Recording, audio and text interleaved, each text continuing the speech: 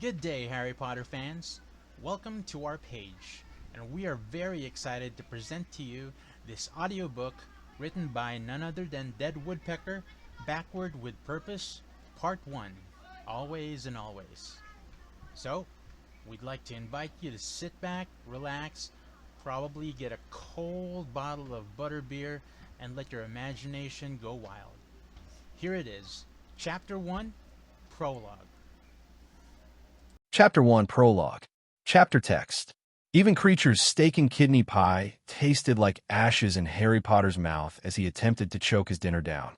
The tea he sipped to clear his tight throat was bitter, corrupt. The house elf did his best. He always did, especially on particularly significant days, but Harry was physically unable to enjoy the elf's offerings. No solace found in food. Not even Ginny Potter, his best source of comfort, could ease the sorrow that weighed heavily on his soul, dragging him into a depression that did not allow him to eat, to drink, to make love. Not today. The three people in the dining room could not pretend, as they normally attempted to, that their broken hearts would heal someday. Ginny played with her food, pushing it around and around her plate without taking a bite. She stared aimlessly at it, her head bowed as though in prayer. Ron Weasley did not even attempt to create an illusion that he was eating. He slouched in his chair, his arms folded across his chest. Harry could see the muscles in his jaw working as he ground his teeth, and his nostrils flared every once in a while as though he was on the verge of tears. "Shall I get the fire whiskey?" Harry asked quietly. "I bought the best. For tonight." "Might as well," Ron said tonelessly. Ginny only nodded, her eyes closed. Harry stood. He could have used magic to summon the bottle, but felt a restlessness. He crossed the room that, despite Creature's best efforts, was as dismal and gloomy as Grimmauld Place had been. His mind skittered away from that thought, though. Despite the gloom of the Black residence, he'd had good times there as well. Remembering the good times made his stomach churn like acid, even more than remembering the bad. There were no photographs anywhere in the house, except in the album Hagrid had given Harry so many years before. There were no cheerful waves coming from dead people to deepen the sorrow. Harry had packed up the pictures himself. It had seemed too much for Ginny and Ron to see their family smiling up at them. "Harry," Ginny's voice cut through his thoughts. He turned toward her. "Yeah, you were just standing there." He saw understanding in her brown eyes. He didn't know where or who he'd be without her. He'd most likely be dead. They'd been married for almost 3 years. They'd married only months after the battle for Hogwarts, clinging to each other with only Ron at their side. Flitwick, the headmaster of Hogwarts and one of the few survivors from the battle, had officiated through tears. "I know, I'm sorry." He ended up summoning the bottle anyway, and 3 shots later, he almost felt numb. "They'd hate what we're doing," Ron said unexpectedly. Harry had lost track of how much of the bottle he'd gone through, but he wasn't his best mate's minder. Ron only talked about them when he was drunk. "I know," Ginny said, "but we do what we can." Hermione, his voice cracked, and he rubbed his chin. "She'd kick our arses." "She would," Harry agreed. He'd give quite a lot to have his dead friend kick his arse. Fred and George would be. They would be terrible. Ginny tried to smile, but it came out a bit lopsided and disappeared almost as soon as it arrived. "Your mom and dad would have to give us stern talking tis." Harry reached over and grabbed his shoulder with a hand that was not holding his fire whiskey. "Your mum especially." Dad would be. He'd be in the kitchen, looking at the Muggle stuff while Mum yelled at us. Percy would be reading us the riot act, telling us we're not being good role models and that we were disgracing the name of Weasley. Meanwhile, he'd be scheduling interviews. After he got rid of all the bottles of fire whiskey in the house, Ron finished when Ginny's voice faded. Her face was set, her jaw clenched tight, and she gripped Harry's hand fiercely. "Fleur'd be so angry with us that she'd be screaming at us in French," Harry put in. The fire whiskey burned his throat and made it easier to talk. "And Bill would curse us so badly that we'd be old and gray by the time it lifted. Charlie would set dragons on us," Ginny offered. "You know he would. But they were all gone, all of them. A demolished hall, stacked with bodies and washed with blood." Harry shook his head impatiently. They were sleeping in the ground. unaware of the lonely and bitter victory and the pain their deaths had caused. If Harry had known he was a Horcrux sooner, if he had given himself up before the slaughter. "Stop it, Harry," Ginny and Ron said in unison. "We know what you're thinking," Ginny added. "It wasn't your fault. I know," Ginny said, voice gentle. "But lay the blame where blame is due. Voldemort killed them. Bellatrix killed them. Dolohov killed them. And you kill those who stole our family away."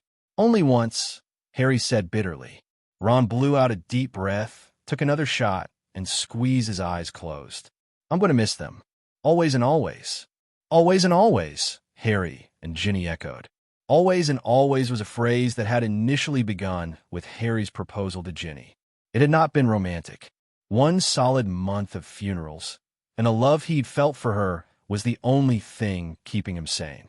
"Ginny," he whispered as they lay with arms wrapped around each other. They'd just woken up. Mornings had been difficult then. In that first moment of wakefulness, it was easy to forget that victory looked an awful lot like defeat. "Harry," she murmured against his chest. "I can't live without you," he said simply. "I wouldn't survive." "Me either," she sighed. "I'm going to love you," he said. "Always and always. Will you marry me?" It had been the best he could do. They'd reunited after a year of fruitless searches for the Horcruxes and an open attack on the Burrow. Harry had realized, standing in the rubble, horrified, that despite his best efforts, Ginny and her family would always be targets. He hadn't wanted to lose her without her knowing every day that despite time and distance, she was the best part of him. They'd been hopeful. After another year of Ginny in hiding with her family and frequent visits, Harry had decided that as soon as he'd taken care of Voldemort, he would put a ring on her finger and never let her go. He'd had daydreams of how he'd ask her, possibly in the Gryffindor common room or on a Quidditch pitch. He'd do something romantic. He'd ask Hermione to help him. But it was not to be. It had become a catchphrase, and they'd both said it in the vows they had made to each other on a lonely hill covered in heather. It had struck a chord in Ron, though they hadn't been aware of it for months. It was Christmas Day, and grief had raged inside while a storm raged outside. A day that should have been happy. But when each person had lost everyone else they had ever loved, that was impossible. They found solace in wine. "I'm going to miss them," Ron said. "Always and always." He was not so drunk that he was completely unaware that he had usurped words that were special to Harry and Ginny, and his face fell into apologetic lines. "I'm sorry, No," Harry said firmly. He shared a glance with Ginny. "It fits." And it did. Always and always meant him and Ginny, but also meant him and Ron and the past they shared. It meant Ron and Ginny, the only survivors of a large family, more fragile than any of them had ever dreamed. It meant the wounds that would always be there, and it meant the love they would always feel for those they'd lost. They sat in silence for a good hour, and Harry was sure that he was not alone in his thoughts. Ginny had scooted her chair closer to Harry. Their shoulders brushed. He wanted to hold her, bury himself inside her until he lost himself. But it was the anniversary of everything they had lost, and Harry didn't think he could make love to her if he tried. "I wish we had Hermione's time turner," Ron said absently, his voice hoarse. "I wish we could go back. I wouldn't have been incapacitated by that effing curse. I could have protected them. Maybe this is a time turner." "Harry," Hermione's voice echoed from the past, and Harry was struck by a thought so wild and insane that he knew he was even drunker than he'd thought. He tried to stop it, tried to pretend it hadn't occurred to him, but the ludicrous idea gripped him tightly. He opened his mouth, but no words emerged. "Harry!" He could hear the alarm in Ginny's voice. He must look wild. He felt wild. He had the urge to laugh. "What if we could?" he asked. "What if we could?" "Could what?" Ron gaped at him. Not surprising that Harry could not remember feeling so driven. Not since they'd lost everything but each other on the field of battle. "What if we could go back in time?" "Harry!" Ginny sighed. "It isn't possible. It isn't. Time turners can only go back a few hours. You know that. You're drunk. We should go to bed." "No," Harry said forcefully. "We should think about this. We have to." "You're mental, mate," Ron said flatly. "Mental. You shouldn't even be thinking about this. It isn't healthy." Harry's laughter sounded eerie even to his own ears. The way we live isn't healthy, Ron. It's been 3 years, and we haven't done a damn thing since it happened. We're old, and we're only 24. We're barely breathing, the three of us.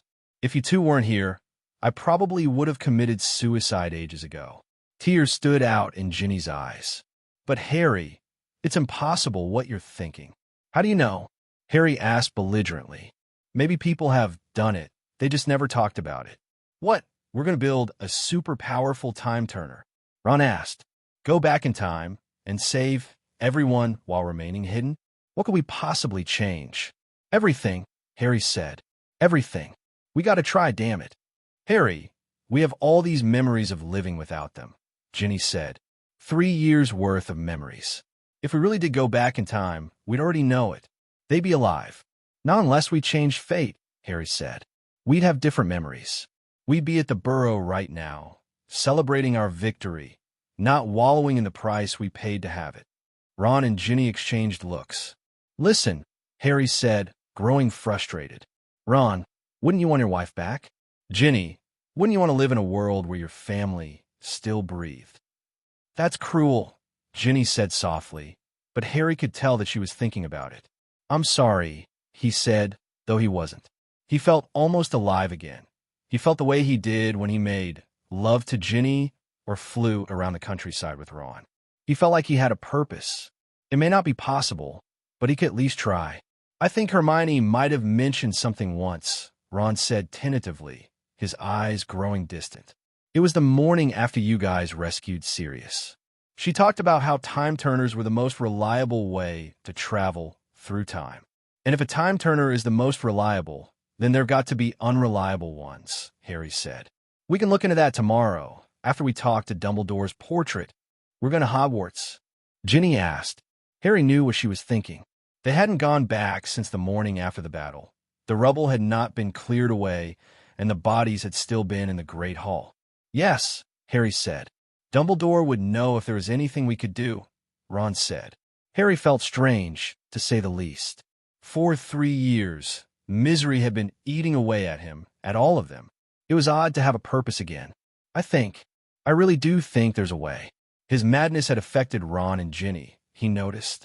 It took a moment for him to recognize the look on their faces. They looked hopeful for the first time in years. Dawn came early the next day, and Harry's sleep had been deep. He had not had a single nightmare. When he awoke, he tossed back one of the bottles of Annie Jigg's hangover remedy that Creature had placed on the bedside table sometime during the night, and leapt from the bed. By the time he washed, Ginny was awake and looking the same way he felt, stunned and purposeful. Why had they not thought of this before? They could have already changed everything. Ron met them in the sitting room not 10 minutes later, his hair still dripping from his own shower. He was not moving like an Inferius anymore, and he almost looked like the old Ron, the Ron that Harry'd gone to Hogwarts with before the death of his wife, parents, and brothers had turned him into a hollow shell. Harry grinned. Ron looked gobsmacked. We're really doing this, then? Ron asked. We're going to try? We are, Ginny said firmly. We are.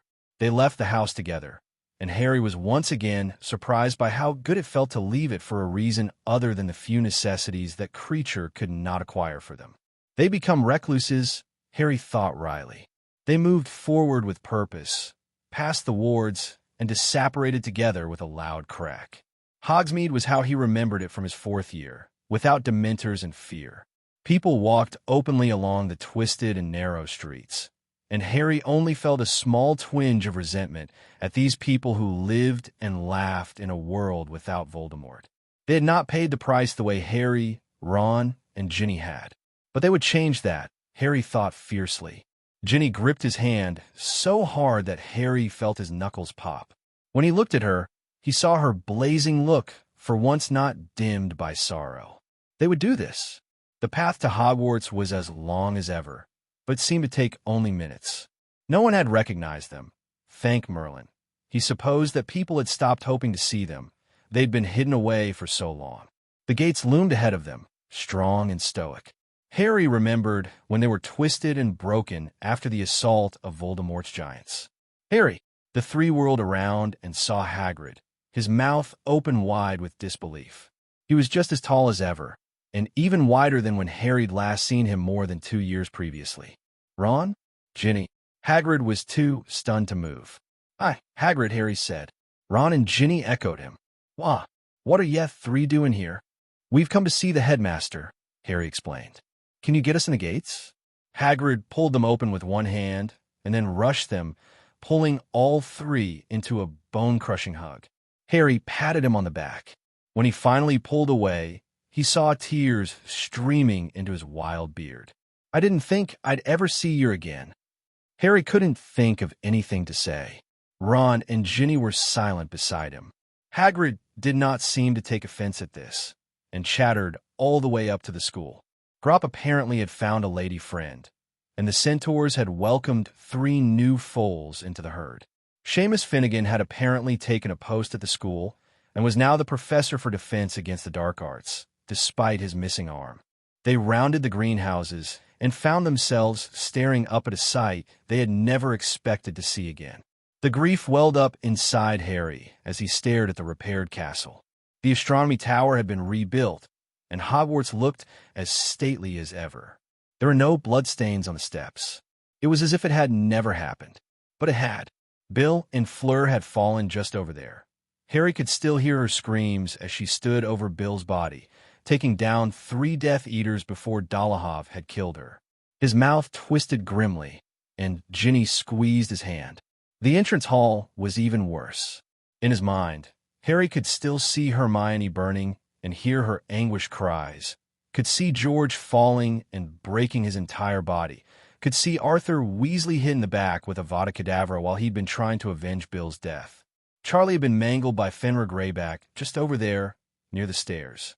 And that was where an Acromantula had torn Percy apart. Ginny's eyes were wide with horror. She hadn't seen most of her family die. She'd been battling Death Eaters with Lavender Brown and Parvati Patil, but she'd seen the bodies where they lay. Harry had thought she was dead, had thought the cutting curse had killed Ron.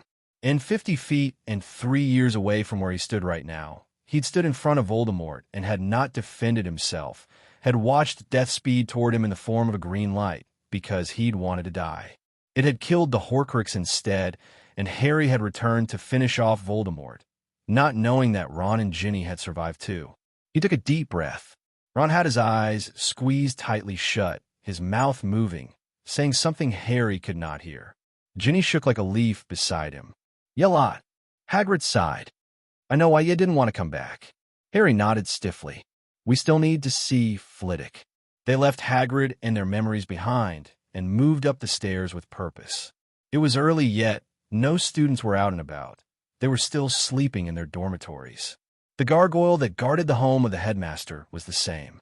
Harry realized that he had no idea what the password was and could not even begin to guess it. Ron kicked it with his foot. "Open up." "No," the gargoyle said firmly. "You don't know the password." Harry was just about to send a message via Patronus when he heard footsteps quickly coming toward them. Merlin's balls. Seamus Finnegan skidded to a halt 10 feet away from them. He threw out his arm and braced himself against the wall. "I didn't think you 3 were even still alive." "Hi, Seamus," Ginny said quietly. Ron and Harry nodded at him in greeting. "Do you know Flitwick's password? We got to speak with him." Seamus visibly tried to collect himself. It was odd seeing him with only one arm. At least it hadn't been his wand arm that had gotten severed off. "It's Caeliodoc." The gargoyle sprung aside, and the moving stairs appeared behind it. "What's Caeliodoc?" Harry whispered. Ginny shrugged. "We'll see you, Seamus," Ron said. "We'll catch up later." "Ya." They left him still standing there with his mouth gaping open. "Yeah, see you around." Harry knocked firmly 3 times. It took several moments for Flitwick to open the door, and they were greeted with the same expression of shock they'd seen on Hagrid's and Seamus's faces. Well, Flitwick drew himself up to his full height, about 3 feet. "Well, Headmaster," Harry said respectfully, "we were wondering if we could converse with Dumbledore's portrait." Yes, of course." Flitwick led them in. It was similar to, yet very different from how it had been during Dumbledore's time. The small, delicate instruments, the ones that had survived Harry's wrath anyway, were gone and had been replaced by stacks of books. The portraits were the same. The occupant of the biggest one that hung right behind the large desk stared at Harry with widened eyes. "Harry," the portrait of Albus Dumbledore said, "and Mrs. Potter and Mr. Weasley." "Dumbledore," the three murmured. "Should I?" Flitwick made vague motions toward the door. Harry felt a pang of guilt at forcing the diminutive man to leave his own office. "If you don't mind." The door shut, and they were left alone. Suddenly, Harry could not think of the words to say. He felt uncomfortable, and Dumbledore's piercing gaze and the mutterings of the other portraits did not make it any better. Ginny nudged him, and Harry realized that he'd been staring for longer than he'd expected. "The price was too high," Harry said heavily. He felt tears sting his eyes. Dumbledore had to know if it was possible. He had to. "Oh, Harry." The portrait leaned back in his chair. "Is there any way? Do you know?" Harry took a deep breath. "We want to change it." Dumbledore was silent for a long time. "We know a time turner wouldn't work," Ron said gruffly. Ginny had started to shake again. "We want to go back to the battle," Harry said firmly. "Why?" Dumbledore asked. He'd folded his hands together and pierced each of them with his gaze. Harry's mouth fell open. "Wasn't it obvious?" "We want to save them, Dumbledore." "We're not. We can't. We have a try." "Is there?" But Dumbledore interrupted him. "You misunderstand. Why go back to the battle? You could do very little. You might save one or two, but there would still be heavy losses." Ginny stiffened. "Is there a way or not?" Ron asked loudly. Harry felt like kicking him. They needed Dumbledore on their side. "Yes," said Dumbledore. Harry turned away and ran his hands through his hair. Ginny gave a wordless cry and clapped her hand over her mouth. Ron was breathing heavily, as if he had just run a few kilometers. "There is a way," Dumbledore continued. "There are several, actually, but only one that is advisable at this juncture. It isn't instant, of course. You will need to make several preparations, including a very complex potion and complicated spell. You are lucky there are three of you. One man alone would find it nigh impossible." "We'll do it," Harry said instantly. "Right now."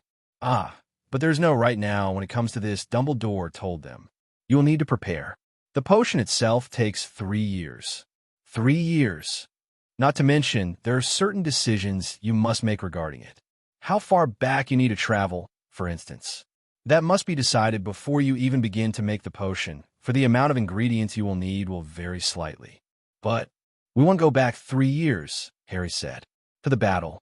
"I would not advise that," Dumbledore said. "This is not at all like a time turner. There will not be two of each of you running around. You will find yourself as pressed and challenged as you were that night. The only thing that will be different is that your memories of this timeline will remain.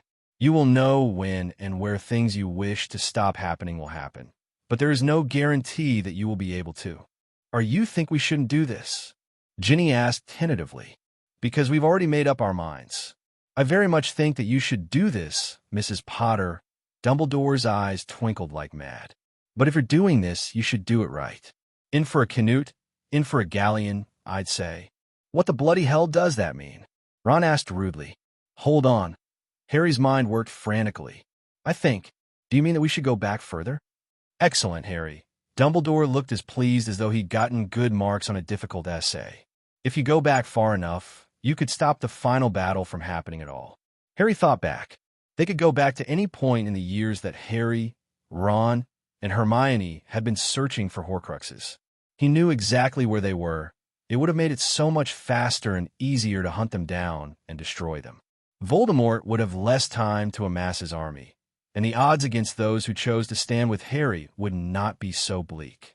He could even be sure to save Remus and Tonks and Teddy from being murdered in their own home. But what if he could go back to before Dumbledore had died? He could stop him from putting on the ring.